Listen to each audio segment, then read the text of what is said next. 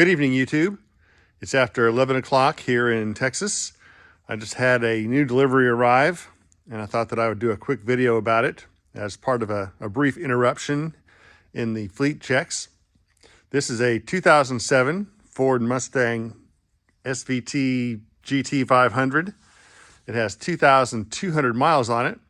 The fun thing about this car is that I bought it originally in 2010. I found it at a Jaguar dealer in Dallas, and it had 300 miles on it when it was 3 years old. I then owned it until 2016, when I decided that I was not going to drive it enough, so I sold it.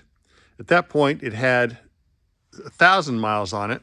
I just couldn't bring myself to drive it anymore, even though I did take it out to Texas Motor Speedway one time for a charity event where we did some laps. Anyway, so I always kind of wanted another GT500. I would have actually preferred one from 2013 or 14 because those are kind of the best years of these cars.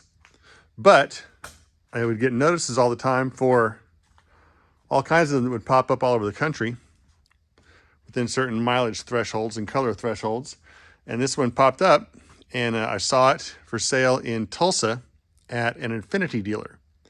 I saw it in the pictures and said, wait a minute, I bet that's my car. The reason that I wondered that was because, as you can see, it has no stripes on it.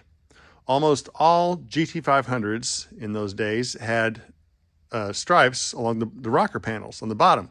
They didn't have them over the top on the convertibles, but they did on the coupes.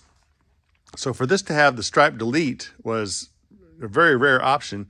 And I thought, boy, with that color combination, I bet that's my car. So I went and I dug into my files and found my old records, and sure enough, the VINs matched and it was my car. I then contacted the dealer, see if we could work out a deal. Their price I thought was pretty reasonable for the miles that are on it.